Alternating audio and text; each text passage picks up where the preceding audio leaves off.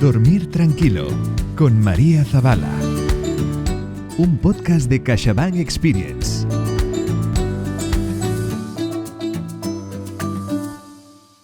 Bienvenidos a un encuentro con María Zabala, un nuevo capítulo de Disfrutar de la Vida, una iniciativa de CaixaBank Experience y plataforma editorial. Hoy tenemos suerte porque nos acompaña, como os decía, María Zabala, autora de Ser padres en la era digital, un libro que nos da ideas, pistas, criterio, consejos realistas, muy realistas, para convivir en familia con la tecnología. Fijaros, ¿qué dos palabras más poderosas? Familia y tecnología. María, buenos días, bienvenida. Buenos días, gracias. Vamos a hablar de dos de las realidades más grandes de nuestras vidas, sea cual sea nuestra edad, condición social, género, etc. Tecnología y familia. Vamos a hablar de algo muy importante, del encuentro de dos mundos muy importantes, de la mano de alguien que sabe de lo que habla, porque María nació en Madrid en el 1975 y es periodista. Colabora con familias, con instituciones educativas, empresas del sector público, desarrollando iniciativas de cultura digital, impartiendo talleres y conferencias, también para el sector privado. Es responsable de la plataforma iWomanish, en la que comparte información sobre la convivencia responsable informada con la tecnología. Fijaros qué bonito. Convivencia responsable e informada. María, empezamos. Ayúdanos, por favor. Yo soy papi, tengo hijos, tú eres mami, tienes hijos. ¿Qué quiere decir esto de ser padres, de ser madres en la era digital? Jordi, yo tal y como lo entiendo, ser padres en la era digital lo que significa es que necesitamos dejar de pensar en cómo educar en la era digital, es decir, dejar de pensar en los resultados que queremos obtener en nuestros hijos y empezar a reflexionar sobre qué significa ser padres hoy. Porque al final, cuando hablamos de educar, parece que siempre estamos pensando en los hijos. Sin embargo, la etimología latina de maternidad y paternidad tiene que ver con la cualidad de ser madre y padre. Y ser padres en la era digital significa primero entender el mundo en el que estamos viviendo nosotros ahora, que nos guste o no nos guste, es también digital, para después ya pensar, después de pensar en cómo ser, pensar en cómo educar. Porque sin nosotros ser algo, difícilmente a través del ejemplo de la conversación y de la convivencia podremos transmitir a nuestros hijos, ¿no? Entonces, ser padres significa efectivamente ser conscientes del mundo en el que vivimos, no solo del mundo en el que querríamos vivir, sino del mundo en el que vivimos nosotros ahora mismo. Como el mundo, cuando sientes cariño por tus hijos, tienes la intención sana de protegerlos, pero a veces no sabemos controlar nuestra mesura y podemos sobreprotegerlos. Entonces, voy a intentar ser un buen papi, o otra persona querrá ser una buena madre.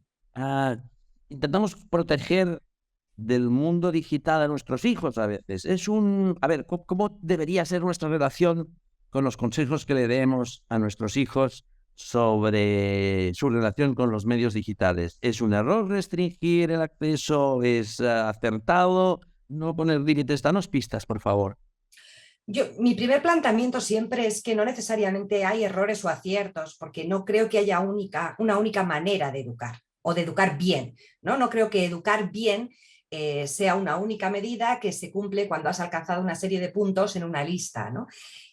A partir de ahí, si quisiéramos hablar de errores, puede ser igualmente perjudicial para nosotros y para nuestros hijos que prohibamos tecnología o que hagamos todo lo contrario, que es darles un acceso a entornos o productos digitales y darles demasiada libertad en la toma de decisiones o un acceso para el que efectivamente no están preparados, ¿no? Entonces, si nos movemos en errores, los extremos van a ser siempre malos, ¿no?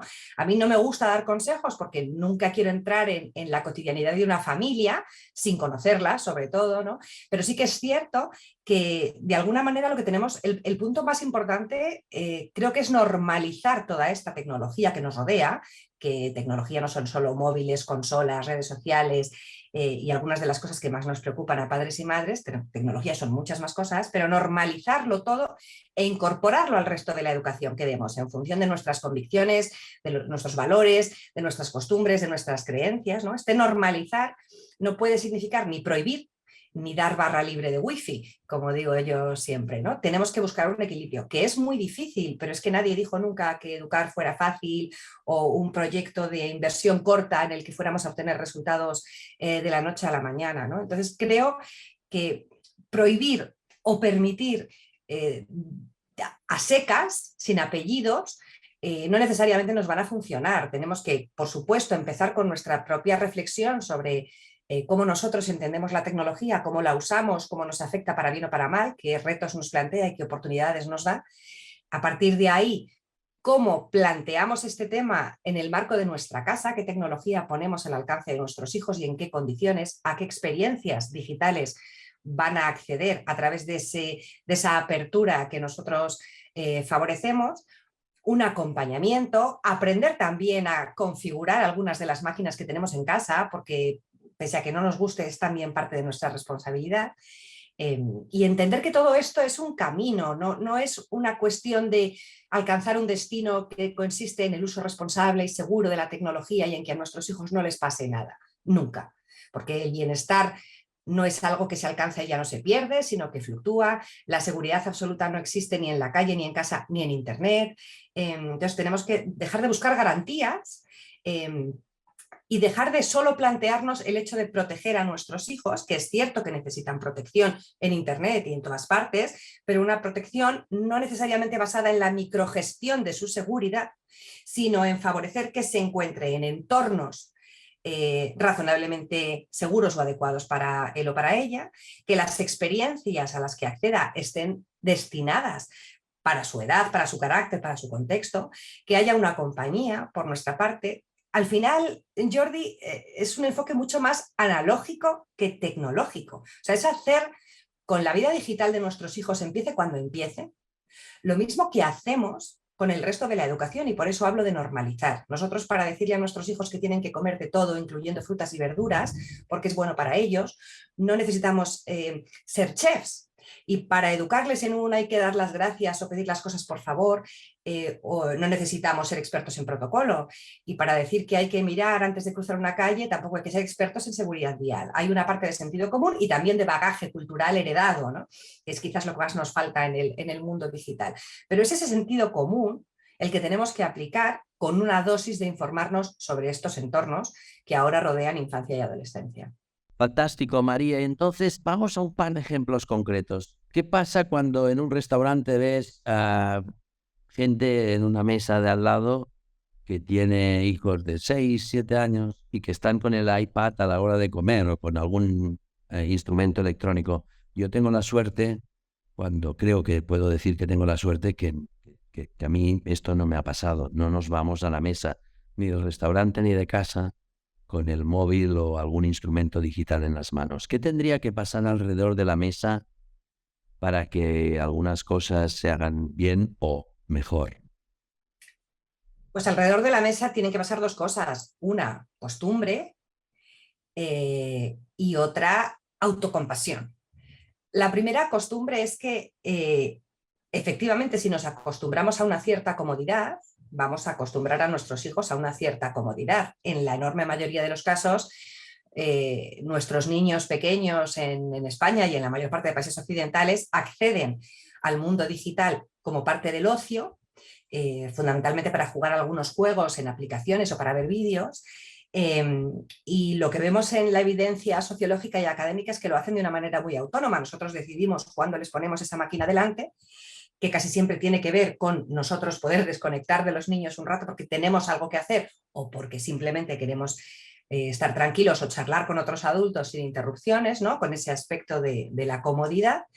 Y esto tenemos que cambiarlo porque efectivamente no crea unas costumbres demasiado saludables. Y aquí quiero incidir en el hecho de que aunque siempre hablamos de que la tecnología es el sujeto de una acción y las pantallas van a empeorar el desarrollo cognitivo de nuestros hijos o van a deteriorar su capacidad de atención y concentración, la realidad es que no es la pantalla la que lo hace.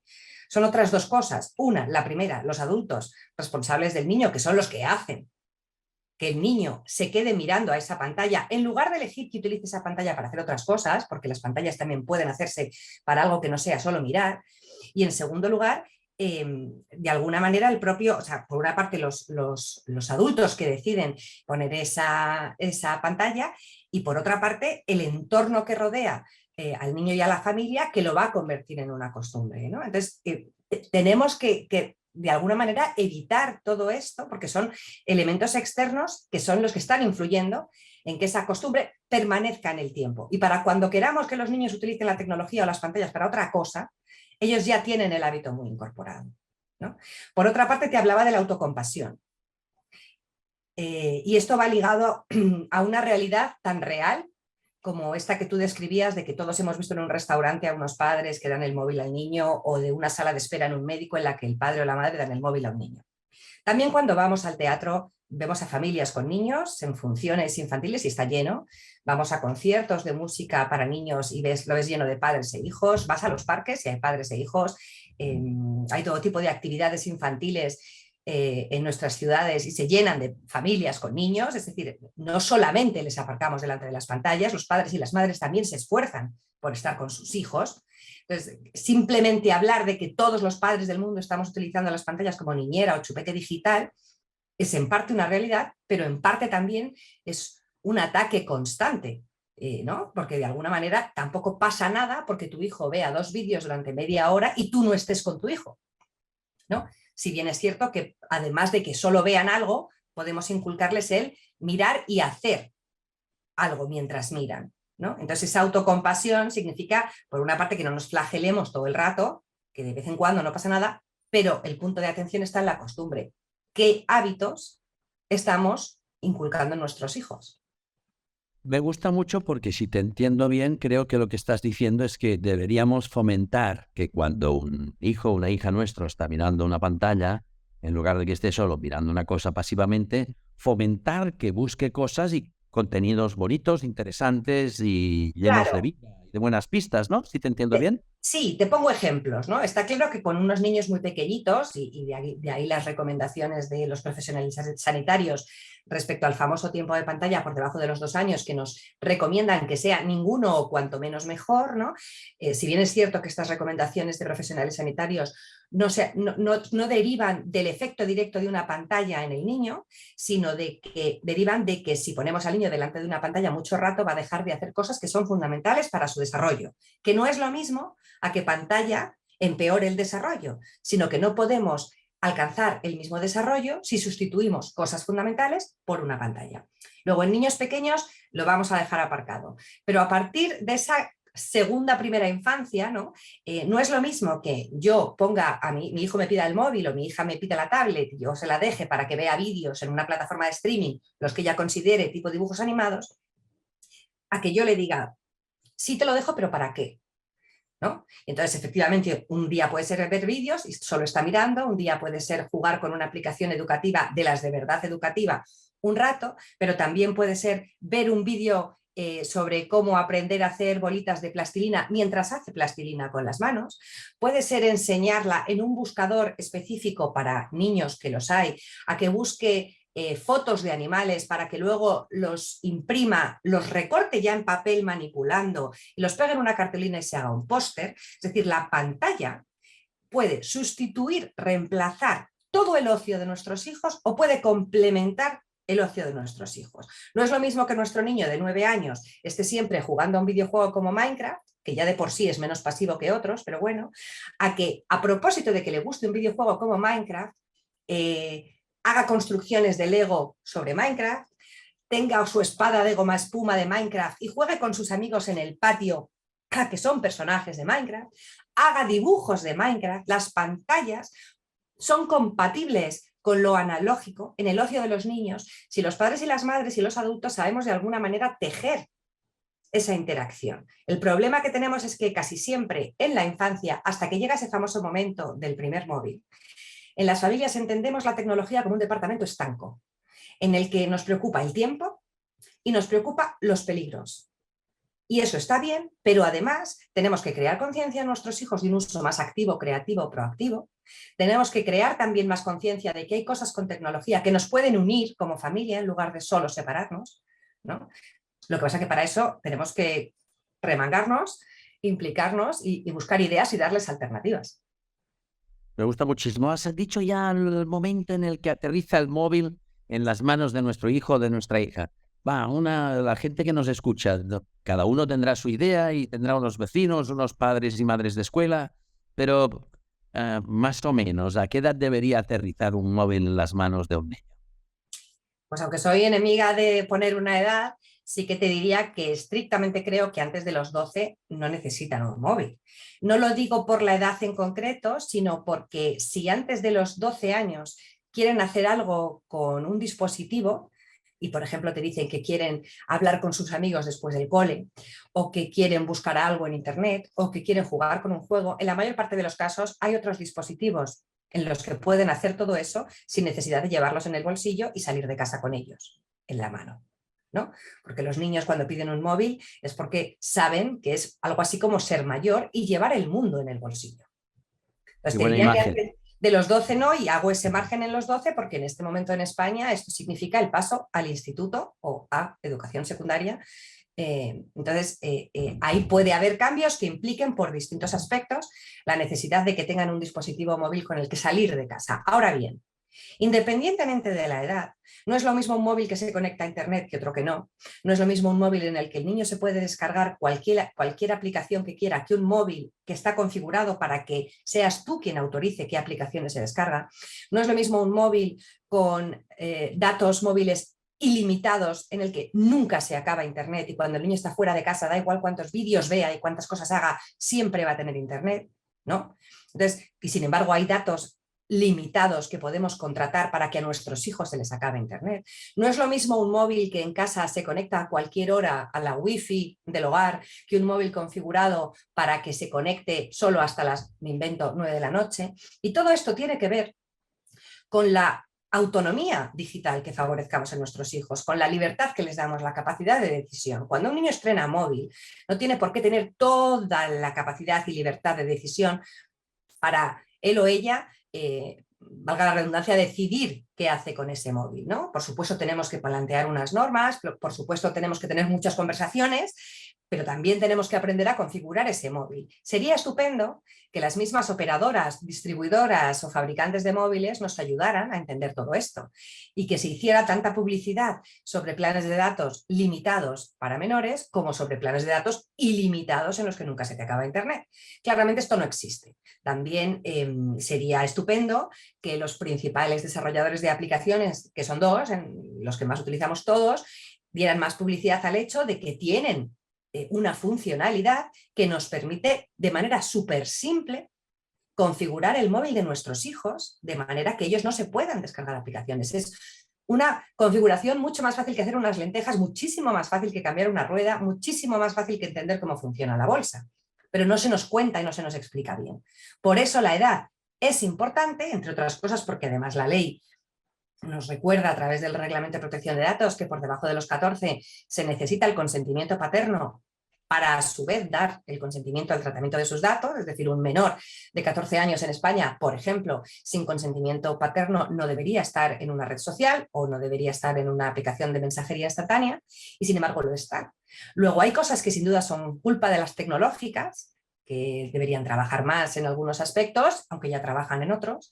Hay algunos aspectos que podrían mejorarse gracias a una normativa más eficaz y más alineada con la práctica real que hacemos todos en el uso de la tecnología, pero hay una parcela que nos compete a los padres y como los móviles no caen por la chimenea, con todos los problemas ya incluidos en el paquete del móvil, sino que el móvil lo damos nosotros y los problemas se dan no en función del móvil, sino en función de nuestros hijos y las experiencias que empiecen a vivir a través de ese móvil. Tenemos que ser capaces y estar dispuestos a aprender algunas cosas, tomar algunas decisiones difíciles y entender que no por darlo antes o después el móvil va a haber más o menos problemas necesariamente, ni va a ser el niño más o menos feliz, ni va a estar más o menos inseguros, porque un niño con un móvil no es una única cosa. Tenemos más que observado que hay tantas experiencias, tantos problemas, tantas oportunidades y tantos riesgos como niños y móviles juntos en función de lo que esté pasando en torno a ese niño y a ese móvil. Maravilloso. Para ir terminando, esto es un tema muy importante y delicado y donde tu consejo es fundamental. ¿Deberían crearse los padres y las madres perfiles y ver a los creadores de contenido que siguen sus hijos? A ver, de forma categórica te diría que no. Siempre creo que es bueno que en todo aspecto de la educación seamos y vivamos nosotros antes para después trasladar un conocimiento, es lo que te decía al principio, ¿no? De manera que para mí es más fácil conectar con mi hija a la hora de hablar sobre lo que una ve y vive en Instagram si yo estoy en Instagram. No, o sea, yo la sigo, ella me sigue, pero eso no significa que eso nos quite ningún problema. Es decir, si yo experimento frustración o yo experimento estrés o cualquier otra sensación en mi propia vivencia de una red social, es más que probable que mi hija la experimente también. Y de ahí tengo que crear conversaciones. Aún así te digo que de forma categórica no, porque pese a que el mensaje constante y el ruido constante es que las pantallas, los dispositivos, las redes, las apps provocan un efecto en nosotros y en concreto en nuestros hijos, la realidad es que no son estas cosas las que crean el efecto, son las experiencias que viven nuestros hijos en esos entornos. Y si mi hija y su mejor amiga tienen la misma edad y siguen a la misma influencer en la misma red social y ven a la misma hora del mismo día la misma publicación, no les va a afectar igual. Porque puede que mi hija sea muy tímida y esté en un momento vulnerable, mientras que su mejor amiga está en un momento estable y se siente la reina del mundo. Luego, ¿es importante conocer las redes sociales en las que están nuestros hijos, los entornos digitales? Es importante, sí, pero es mucho más importante saber cómo son nuestros hijos, no cómo queremos que sean, sino cómo son y cómo están. Y luego sí, dónde se están moviendo y qué experiencias están viviendo. Y me temo que para eso lo único que nos vale es la comunicación, que es mucho más difícil que un control parental, que es mucho más difícil que una receta de trucos sobre cómo proteger de los peligros de Internet, que es mucho más difícil que crear una buena contraseña. Buenísimo. Y para ir terminando, los papás, las mamás nos quejamos, pero estamos enganchados igual y absorbidos por las pantallas. ¿Cómo nos leen nuestros hijos cuando nos ven tan contradictorios y que predicamos pero no damos ejemplo? ¿Cómo podemos solventar esta incongruencia de que damos consejos que a veces nosotros mismos no nos sabemos aplicar? Yo creo que esto probablemente es algo que ha pasado en todas las generaciones pasadas, ¿no? Adultos imperfectos esperando y confiando en que las nuevas generaciones fueran perfectas, como por ciencia infusa, ¿no? Estoy convencida de que eso ha pasado antes ya. Lo que está claro no ya es que no estemos dando buen ejemplo, es que aunque lo sabemos, porque lo sabemos, el mensaje fundamental, el discurso, la narrativa, lo que espera es que los niños, por arte de magia, aprendan a usar Internet de forma segura, responsable, creativa, positiva, y no sabemos quién les va a enseñar, entre otras cosas porque no hemos decidido cuál es esa medida razonable, positiva, segura, responsable, ¿no? En el tema del ejemplo, sé que se habla siempre sobre la importancia de no dar mal ejemplo digital, ¿no? Que no estemos nosotros absorbidos por las pantallas, siempre pendientes del móvil, también enganchados al postureo de las redes, ¿no? Y esto es fundamental, aunque hace falta una primera reflexión, pero bueno, es fundamental. Lo que pasa es que yo, como sí que creo en los padres y las madres imperfectos, y creo que es un paso necesario, no te voy a decir para ser buen padre o ser buena madre, porque no me gusta esta combinación, pero sí que creo en la imperfección. Quizás nos funcionaría mejor asumir que es más que probable que estemos dando mal ejemplo con este tema y que lo sigamos dando, porque la inercia y la rapidez del mundo en el que vivimos a veces es muy difícil romperla, pero que si además de fallar en muchas ocasiones y dar ese mal ejemplo, nos esforzamos en dar buen ejemplo digital, que no significa que nunca nos vean con una pantalla, sino que cuando nos vean con una pantalla delante, importe qué es eso que estamos haciendo. ¿Estamos mejorando como profesionales? ¿Estamos ayudando a alguien a pasar un mal trago? ¿Estamos haciendo algo nuevo? ¿Estamos aprendiendo algo nuevo? ¿Estamos mejorando la calidad de vida de nuestra familia? ¿Estamos dedicándole tiempo a alguien que lo necesita? Es decir, si yo siempre miro el móvil porque estoy jugando a un solitario, no estoy dando buen ejemplo digital. Pero si yo en un momento dado le digo a mi hijo pequeño, no cariño, ahora mismo no te puedo atender porque estoy terminando un post para mi blog, él también lo puede entender, salvo que lo haga como de manera constante, pero sobre todo yo le estoy explicando que estoy escribiendo algo que creo que va a ayudar a muchas familias a acompañar a sus hijos en el mundo de Internet, por ponerte un ejemplo, ¿no? Si yo estoy conectado a una pantalla para aprender a configurar el router de mi casa, no es lo mismo que si estoy conectado a una pantalla viendo capítulo tras capítulo tras capítulo de la serie de moda. Y esto es dar buen ejemplo digital. Luego, permitámonos fallar de vez en cuando, ser imperfectos y algún mal ejemplo dar, y concentrémonos al mismo tiempo en dar buen ejemplo, porque no todos podemos comer siempre fruta, hay veces que nuestros hijos nos verán comer otras cosas, pero si de vez en cuando nos ven comer fruta, ya hemos roto el círculo vicioso, ¿no? El ejemplo es muy importante, esto pedagógicamente lo sabemos todos, pero tampoco es el único elemento de la educación, porque los niños aprenden a tomar sus propias decisiones, porque tienen su propio carácter, tienen también su genética y hay un entorno. Y de todo ello aprenden, ¿no? Yo soy muy lectora y no todos mis hijos leen. Mi marido es muy deportista y no todos mis hijos hacen deporte sin quejarse, ¿no? Entonces, buscar el equilibrio del no dar mal ejemplo y del dar buen ejemplo. Por buscar algo realista, que es lo que yo trataba en el libro, ¿no? Algo realista. O sea, no dar mal ejemplo nunca es imposible. Tu libro termina con una tercera parte muy bonita, donde el capítulo no es la tecla, es la persona, y nos dices qué necesitamos realmente las familias, y nos das unos cuantos consejos, y terminas con 5 pasos importantes para padres en la era digital. En CaixaBank Experience, la idea de disfrutar la vida, combinar tecnología y ser buenos padres y madres es fundamental, y por eso me hace mucha ilusión que hoy hayamos conversado sobre esto. Danos, para terminar, por favor, un consejo. Si tú estás delante de un instrumento digital y piensas en la relación que va a tener este instrumento digital con tu vida y la de tu familia, así en un momento de silencio de tu diálogo con ese instrumento digital, aunque no te esté oyendo, pero ahora queremos oír, ¿tú qué piensas que puede ser un buen consejo para terminar esta entrevista de cómo piensas en un momento que te estás mirando un instrumento digital y cómo te gustaría que tus hijos lo mirasen con esta mirada seguramente compartida contigo? Pues yo pienso, ojalá mis hijos entiendan, como yo entiendo, que todo lo que haces habla de ti, en casa, en el salón, en la calle, en las redes sociales y delante de esta pantalla. Para mí no hay diferencia. Y ojalá para mis hijos no haya tampoco diferencia, ni a la hora de quererse a ellos, ni a la hora de tratar a los demás, ni a la hora de entender el mundo. Creo que el mundo virtual ha venido a acompañar al que consideramos real hasta ahora y no ha venido a sustituirlo.